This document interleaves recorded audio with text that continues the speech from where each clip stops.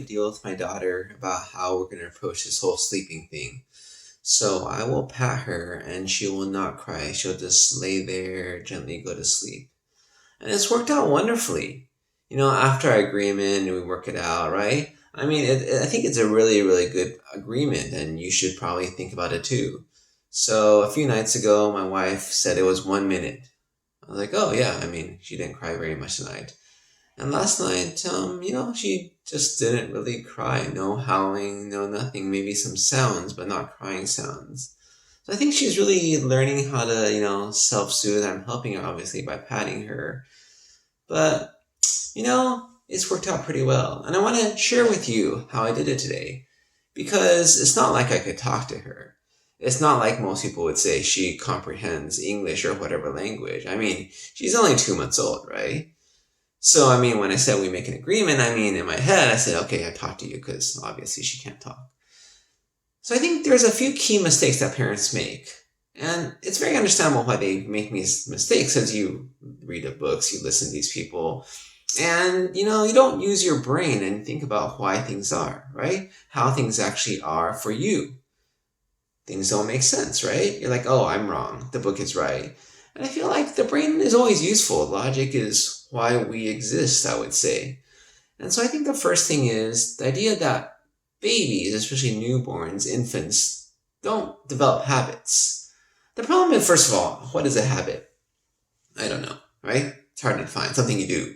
Something you have to do, right? Is that a compulsion? Is that more than a habit? Who knows? But the idea is that babies do learn. My daughter's only 2 years old, 2 months old. Even before, at 1 month old, she already knew what she liked. She liked being held to go to sleep.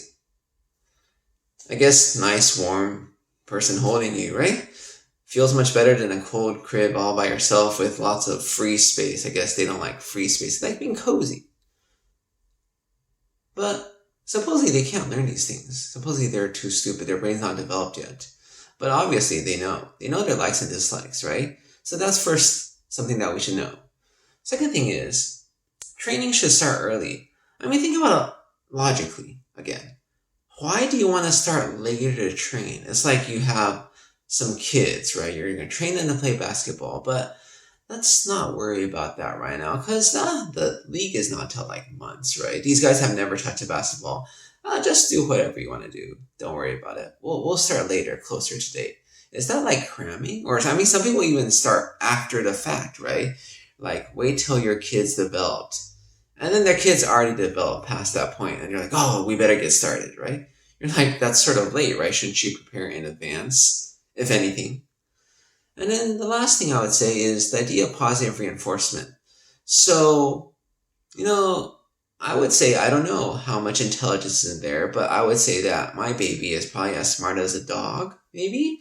And everybody knows Pavlov's experiment, where he trained a dog, he conditioned a dog. It's not even training, we say, to drool on command. So initially, he would ring a bell, and then he would bring the dog food, and the dog soon associated ringing bell, food, ringing bell, food.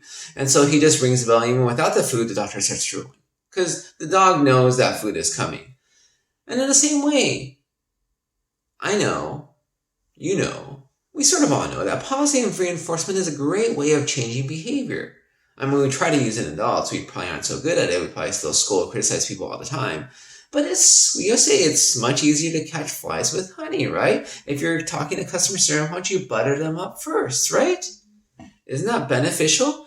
So when I thought about that, I was thinking, this idea of patting her to soothe her, to calm her, right? Because you say she doesn't know how to soothe herself. She seems sort of pitiful, right? She's there lying in bed. She can't really bring her hand to her mouth consistently because she doesn't have that motor control, right? She has no pacifier. I mean, I could put it in. I sort of gave up on it because she can't keep it in anyways. I mean, what is she supposed to do mentally? Okay, let's think of nice beach scenes, right? Oh, the waves crashing on the beach. She doesn't have much to be able to self-soothe. She doesn't really have any tools.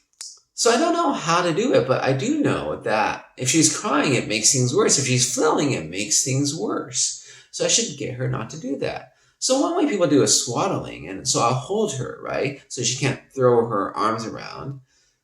But then are there other ways? And I was thinking, why can't I train her with patting? Because obviously that's a soothing behavior, right? So if I pat her, I'm saying this is what you're doing. That's correct. I'm giving you a reward.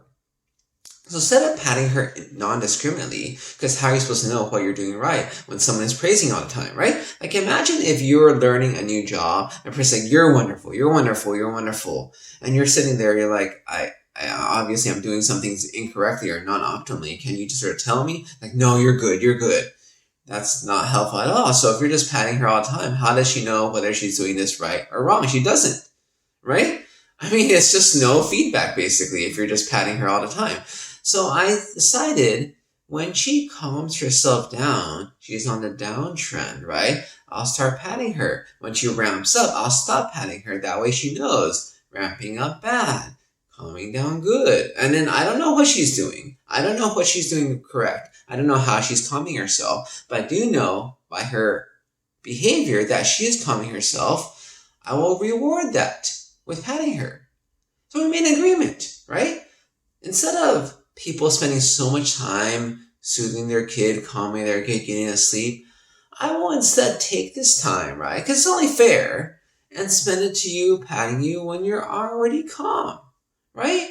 I mean, it's not fair that, the squeaky wheel gets the grease. And you definitely don't want to treat your kid that way. You only pay attention to them when they complain, when they cry. Shouldn't you spend time with them otherwise when they're well behaved? What are you teaching them in life if you only reward their whining and crying, right? By spending time with them. So I'll sit there and pat her for a long time, right? 5-10 minutes after she's already calmed down. It's only fair, in my opinion, right? She's calmed down. She's fulfilled her part of the deal. So now, in the past, you just spend a long time patting them, soothing them, saying shh, 20 minutes, 30 minutes, 45 minutes, many times, right? And now, I spend time there, maybe 10 minutes, 15 minutes. But basically, she's not crying. She's making some sound. She's not crying. I'm just patting her because that's part of the deal. That's what we decided on, right? I'll still spend time with you.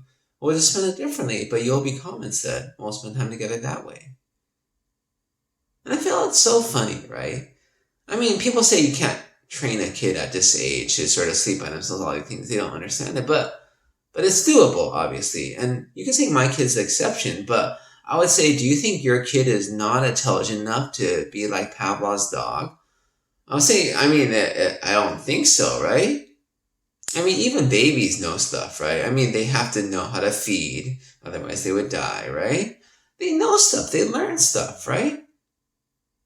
They learn how to use this nipple versus that nipple on a different bottle. They can adjust. They may not like it, but they usually can adjust to prevent themselves again from dying. So they have some intelligence. And I think the question is, how do you talk to them? And I think the key is that we've often been unintelligent and stupid in communication. There are ways to communicate. Just nobody thought about it. We didn't think about doing this.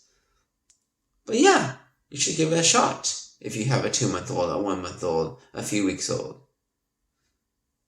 Apparently, they can do something right. They do know how to self-soothe. They just need some guidance. And we can help them.